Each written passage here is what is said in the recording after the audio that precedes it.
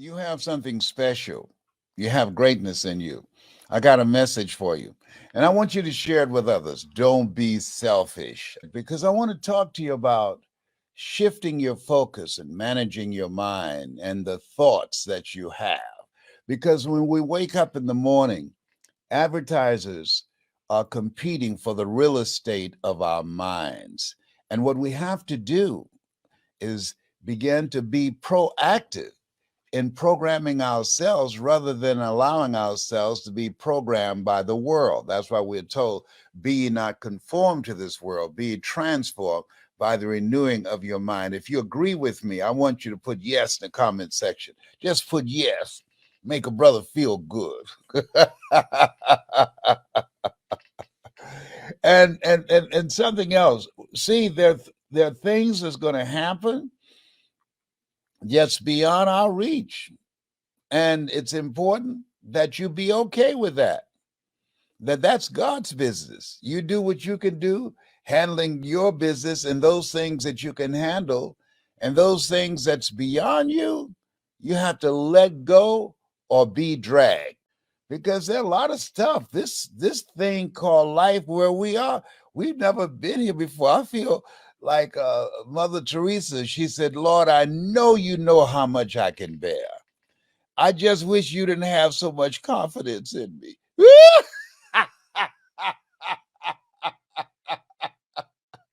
Oh my goodness. Oh boy. So I want to share some thoughts with you. People ask me, what do you do during tough times? How do you handle it? Well, they asked the right person. As I speak to you, I have this trophy here from Cancer Centers of America. It is a trophy that you don't want. It's called the Cancer Center Perseverance Award.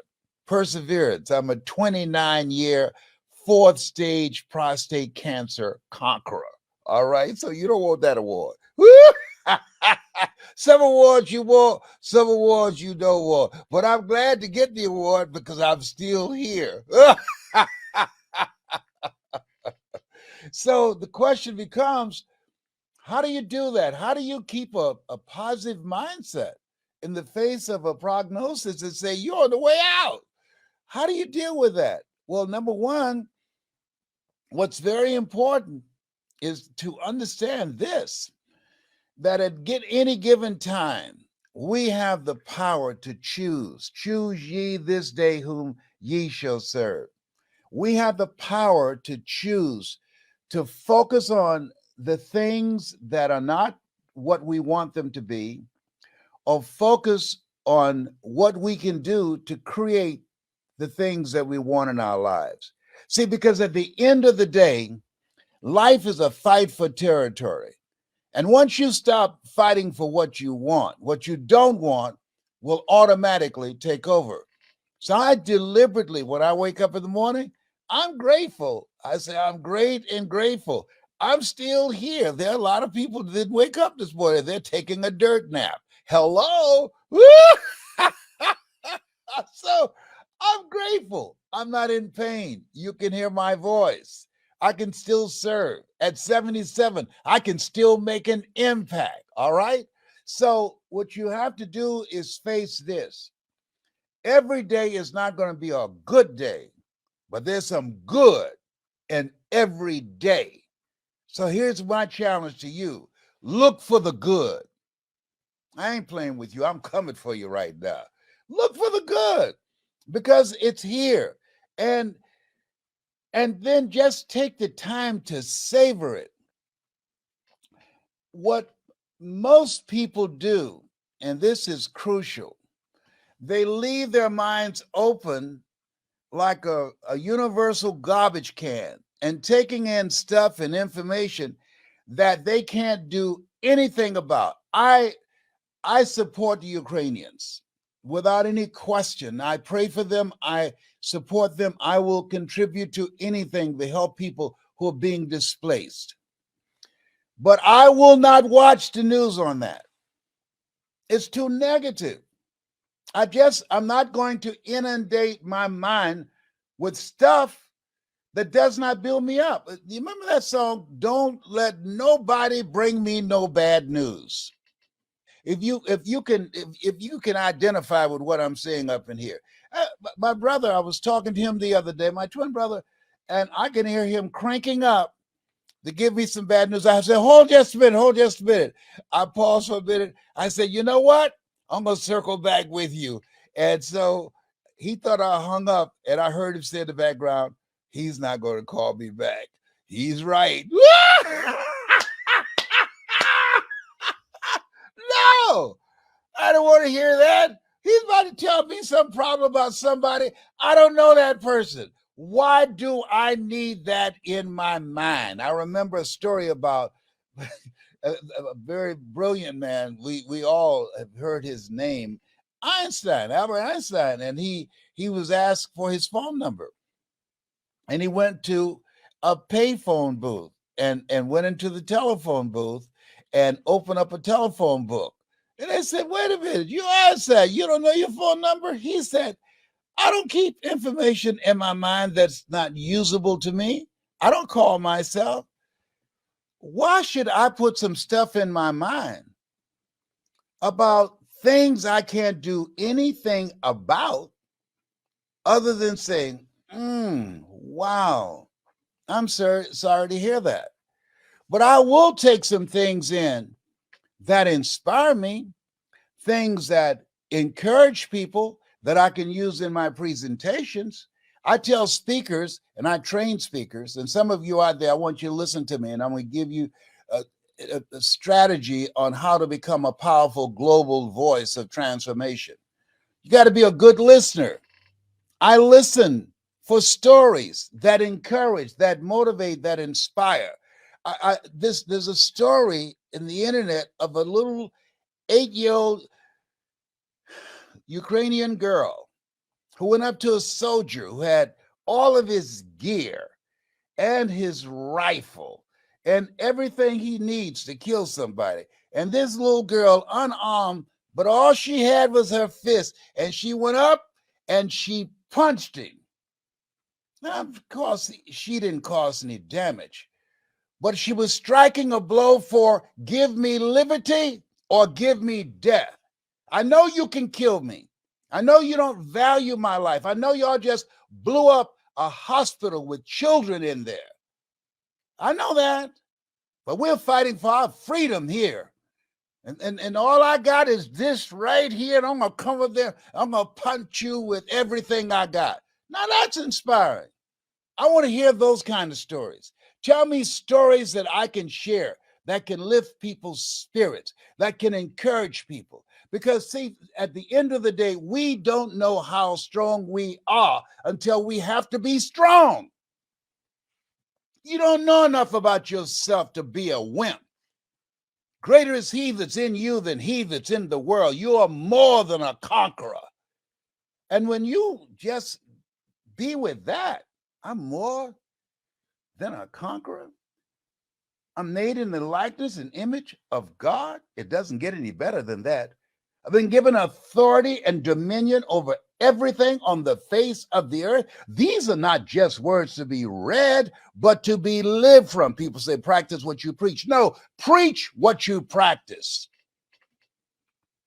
Sometimes you have to get an attitude with yourself and begin to realize we're more blessed than we give ourselves credit for being, and we must focus on that. When I get up in the morning, I have a gratitude list. I have things that I write down that I'm grateful for, that you can hear me, that I can see. I got my nephew, James, he went stone blind. My twin brother's son, blind at 38. I'm grateful that I have the ability to see and to hear, and that I can pick up my body weight. There was a period of time I was being rolled around in a wheelchair because of sciatica pain and the pain from the little C, cancer.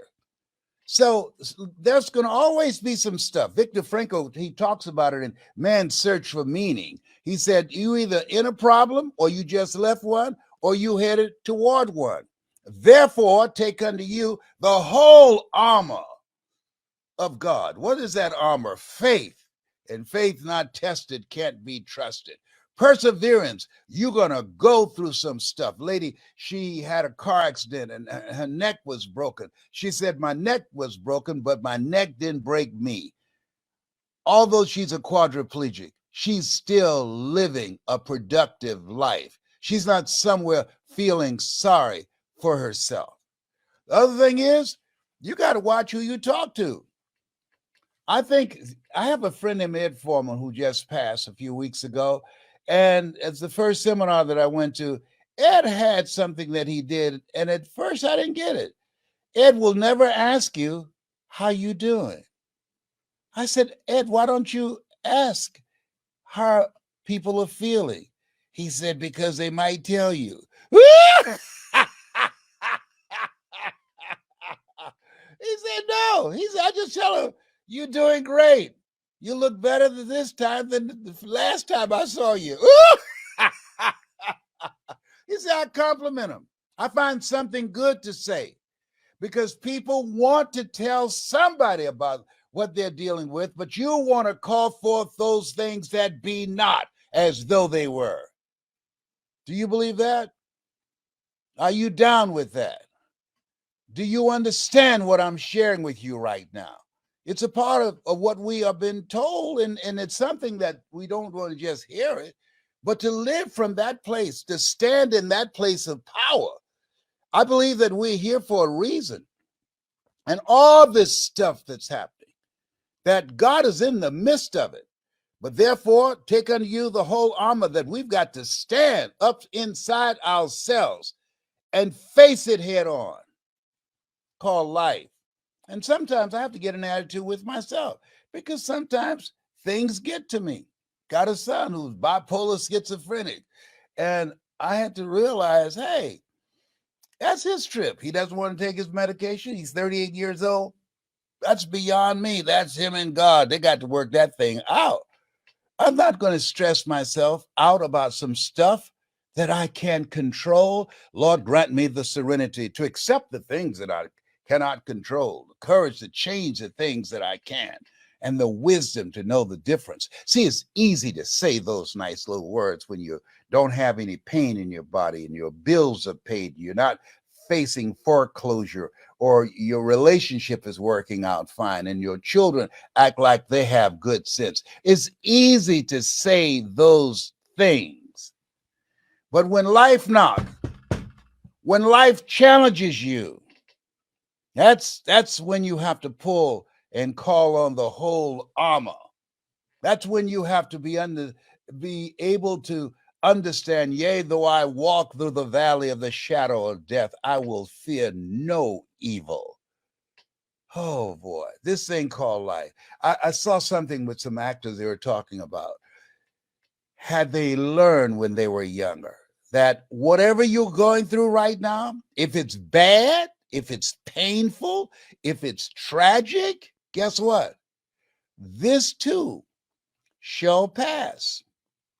And whatever you're going through right now, if it's a celebration, you're happy, you are joyful, things are going great, you feel good in your body, you're physically capable to doing whatever you want to do, your relationship is working out fine, this too shall pass. What do you mean?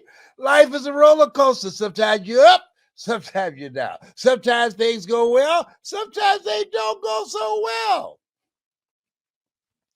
And we have the power to be an observer and not buy into it and decide, wait a minute, I'm going to find some good in this. I'm going to wrestle with this angel until I find my blessing up in here. Life is a fight for territory. And once you stop fighting for what you want, peace of mind, for your relationship, for your health, once you stop fighting for what you want, a good night's sleep, a relationship that's where you love each other and care about each other and got each other's back. Once you are unwilling to fight for what you want, what you don't want will automatically take over. I ain't playing with you. I'm telling you what I know. You have something special. And even if you don't believe me, I don't care.